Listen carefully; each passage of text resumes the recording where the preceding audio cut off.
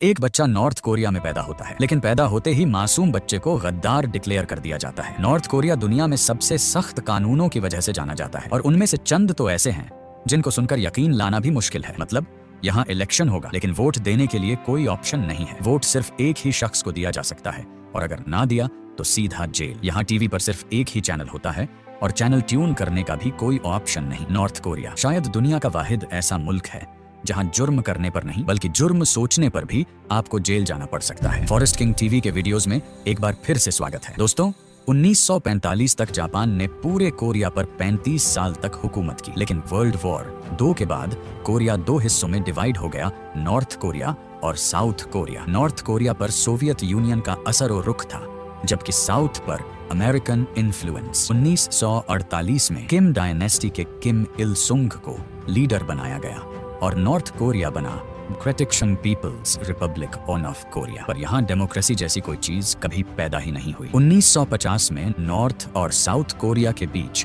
एक जंग हुई जिसे कोरियन वॉर कहा जाता है, लेकिन जंग खत्म होने के बाद कोई पीस ट्रीटी नहीं हुई। इसी वजह से दोनों मुल्क अभी तक टेक्निकली जंग की हालत में हैं। नॉर्थ कोरिया में पावर को बरकरार रखने के लिए आज तक सिर्फ एक ही फैमिली का रूलर रहा है। सबसे पहले किम इल सुंग, उसके बाद किम जोंग इल और अब किम इल सुंग के पोते किम जोंग उन। हर रूलर ने अपनी गद्दी को बचाने के लिए सख्त से सख्त कानून का सहारा लिया है। यहाँ खौफ और सजा के दम पर लोगों को जबरदस्ती दबाने के लिए कई सारे रूल्स बनाए गए हैं ताकि लोग साउथ कोरिया और वेस्टर्न कल्चर से इम्प्रेस होकर हमारे खिलाफ ना हो जाएं। और आज हम इनमें से कुछ अजीब व गरीब रूल्स का जिक्र करेंगे। तो आइए शुरू करते हैं। 2024 में नॉर्थ कोरिया ने सन ग्लासेस का इस्तेमाल और शादी के ड्रेस पर पाबंदी लगा दी। यहाँ मेट्रो या पब्लिक स्टेशंस पर म्यूजिक नहीं बल्कि किम फैमिली की स्पीचेस चलाई जाती हैं और इस दौरान किसी को भी एक दूसरे से बात करने या शोर करने की इजाजत नहीं होती। नॉर्थ कोरिया में अगर लोग साउथ कोरियन ड्रामे या हॉलीवुड फिल्म्स देखते हुए पकड़े जाएं तो उन्हें लेबर कैंप्स या सख्त सजा का सामना करना पड़ता है। यह इदामात नजरियाती आलूदगी यानी आइडियोलॉजिकल कंटमिनेशन को रोकने के लिए उठाए जाते हैं ताकि आवाम पर गैर मुल्की असरात न पड़े। नॉर्थ कोरिया में आम लोगों को इंटरनेट नहीं बल्कि सिर्फ इंट्रानेट इस्तेमाल करने की परमिशन है। यह एक तरह का मुकम्मल बंद नेटवर्क है जो सिर्फ नॉर्थ कोरिया के अंदर ही चलता है। इस नेटवर्क पर भी स्टेट मॉनिटर करती है और देखा जाता है कि लोग क्या देख रहे हैं, क्या पढ़ रहे हैं और क्या बात कर रहे हैं। इस तरह हुकूमत लोगों तक पहुंचने वाली इंफॉर्मेशन को कंट्रोल करती है ताकि वह बाहर की दुनिया से मुतासिर ना हो। नॉर्थ कोरिया में स्टेट की परमिशन के बगैर गैर मुल्क फोन करना भी इल्लीगल है। यानी अगर आपको मुल्क से बाहर किसी से बात करनी हो तो उसके लिए हुकूमत से परमिशन लेना लाजमी है। यहाँ पर टीवी, रेडियो और अखबारात भी सिर्फ स्टेट ही चला सकती है। प्राइवेट मीडिया का तसव्वुर करना भी मुमकिन नहीं। इस मीडिया पर सिर्फ हुकूमत की तारीफ, किम डायनेस्टी की शान और गैर मुल्की दुश्मन जैसा कि यूएस का जिक्र होता है। वहाँ के आम लोगों में बचपन से ही अमेरिका और उसके अलाइज के खिलाफ नफरत भरी जाती है। नॉर्थ कोरिया में हुकूमत लोगों के हेयर स्टाइल्स पर भी सख्त कंट्रोल रखती है। गवर्नमेंट ने चंद खास किस्म के हेयर स्टाइल्स की इजाजत दी हुई है, यानी लोगों को बताया जाता है कि वह कौन से हेयर स्टाइल्स बना सकते हैं। यहाँ वो हर चीज बैन है जो बाहर की दुनिया का असर रखती हो, जैसे जीन्स पहनना, बालों को डाई करना या फिर चमकदार ड्रेस पहनना। ऐसा करने वाले का सामान जब्त और सजा दी जाती है। कपड़े तो कपड़े, पसंद के खाने खाना भी अलाउड नहीं है। हॉट डॉग्स क्योंकि अमेरिकन कल्चर में आम है और बूड जी के और टकबॉक की साउथ कोरियन डिश होने की वजह से बैन है। एक शहर से दूसरे शहर ट्रैवल करने के लिए भी परमिट होना जरूरी है, बिना इसके ट्रैवल इल्लीगल माना जाता है। नॉर्थ कोरियन पासपोर्ट सिर्फ एलीट क्लास को मिलता है, जैसा कि गवर्नमेंट ऑफिशियल्स और किम जोंग उन के करीबी साथी। आम पब्लिक ख्वाब में भी नॉर्थ कोरिया से बाहर नहीं निकल सकती। नॉर्थ कोरिया में जमीन हो या घर, शॉप हो या बिजनेस, सबका सब स्टेट की मिल्कियत होती है। कोई भी शख्स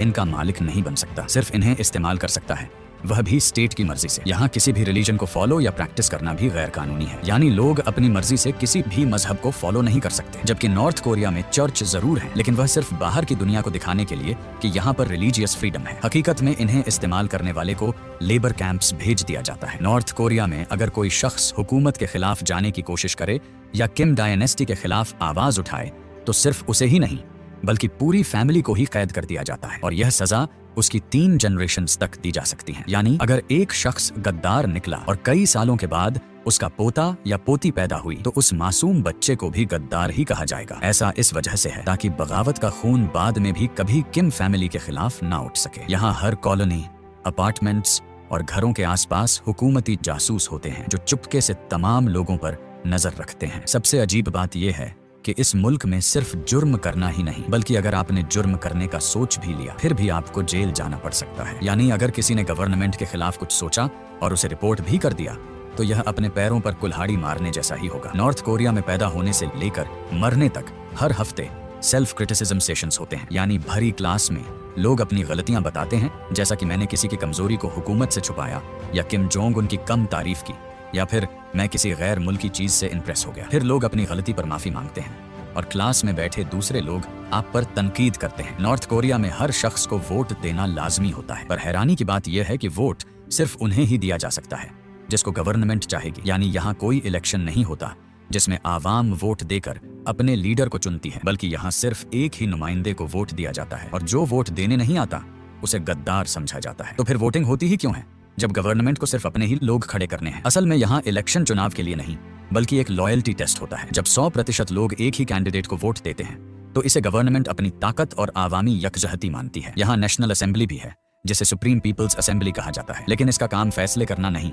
बल्कि किम जोंग उनके फैसलों पर सिर्फ ठप्पा लगाने का है। नॉर्थ कोरिया के तमाम सिटीजन्स पर यह फर्ज है कि वो हुकूमत के 10 पॉइंट आइडियोलॉजिकल प्रिंसिपल्स का ज़बानी रट्टा लगाएं। अगर कोई सुनाते वक्त बीच में अटक भी गया तो गद्दार कहलाएगा। इन 10 पॉइंट्स में कोई एक पॉइंट भी ऐसा नहीं है जिसमें किम इल सुंग का नाम ना आया हो। नॉर्थ कोरिया में हर टीवी सेट सिर्फ सरकारी चैनल्स जैसा कि कोरियन सेंट्रल टेलीविजन पर सेट किया जाता है। इसका मतलब है कि लोग अपनी मर्जी से चैनल्स बदल नहीं सकते और दूसरे चैनल्स ट्यून करना भी इलीगल है। इंपोर्टेड टीवी सेट्स में NTSC ट्यूनर्स पहले से बंद कर दिए जाते हैं। नॉर्थ कोरिया में साइकिल पर भी रजिस्ट्रेशन और नंबर प्लेट लगती है। यहाँ साइकिल चलाने के लिए भी रोड सेफ्टी टेस्ट पास करना होता है और लाइसेंस भी लेना पड़ता है। नॉर्थ कोरिया में कपड़ों पर गैर मुल्की लोगोस, स्लोगन्स या झंडे बिल्कुल भी अलाउ नहीं है। हुकूमत इन चीजों को बाहर की दुनिया के कल्चरल इन्फ्लुएंस के तौर पर देखती है और चाहती है कि लोग सिर्फ नॉर्थ कोरियन आइडेंटिटी को अपनाएं। सिर्फ नेशनल्स ही नहीं बल्कि अगर कोई टूरिस्ट यहाँ जाता है तो उसके लिए भी सख्त कानून मौजूद है। टूरिस्ट के साथ गाइड होना जरूरी है और वह सिर्फ नॉर्थ कोरियन गवर्नमेंट की बताई हुई लोकेशंस पर ही जा सकता है। ना वह किसी लोकल से बात करने की कोशिश करेगा,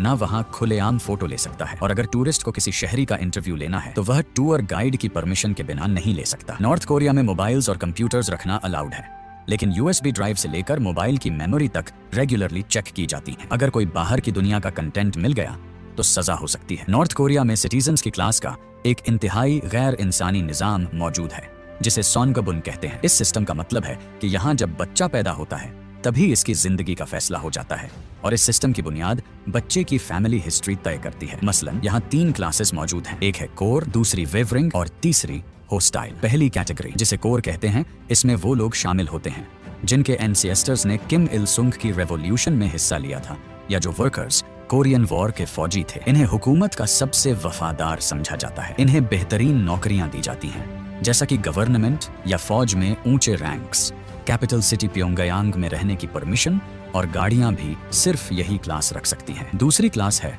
वेवरिंग या फिर डोंगियों की जंग। यह आम नॉर्थ कोरियन शहरी होते हैं। इनके एंसेस्टर्स भी आम मजदूर या किसान थे या जिनका पास्ट हुकूमत की नजर में ना बहुत अच्छा था ना बुरा। इन्हें नॉर्थ कोरिया में मिडिल क्लास फैसिलिटीज लेने की परमिशन है। और तीसरी कैटेगरी है हॉस्टाइल जिसे जो कटाई कीचिंग भी कहते हैं। इसमें वो लोग शामिल होते हैं जिनके एंसेस्टर्स कभी ना कभी किसी रिलीजन को फॉलो करते थे या जिनका साउथ कोरिया में किसी से कोई रिलेशन रहा हो। नॉर्थ कोरियन गवर्नमेंट इन्हें गद्दार समझती है और इन्हें समाज में बिल्कुल निचला दर्जा दिया गया है। इन्हें सबसे बुरी नौकरियां मसलन किसी कान में काम, मजदूरी या साफ सफाई का काम दिया जाता है। अब आगे बढ़ते हैं। यहाँ बिजली, पानी और गैस सब राशन के साथ दी जाती हैं और इनकी कंजम्पशन की कड़ी निगरानी की जाती है। नॉर्थ कोरिया में 17 ईयर्स की एज से मिलिट्री में 10 ईयर्स तक सर्विस करना हर शहरी के लिए जरूरी होता है, चाहे वह मर्द हो या औरत। यहाँ किम फैमिली के किसी भी फर्द की मौत पर या किम इल सुंग और किम जोंग इल की डेथ एनिवर्सरी पर रोना कंपलसरी होता है। अगर कोई ऐसा ना करे तो उसकी वफादारी को शक की निगाह से देखा जाता है। हर घर में किम इल सुंग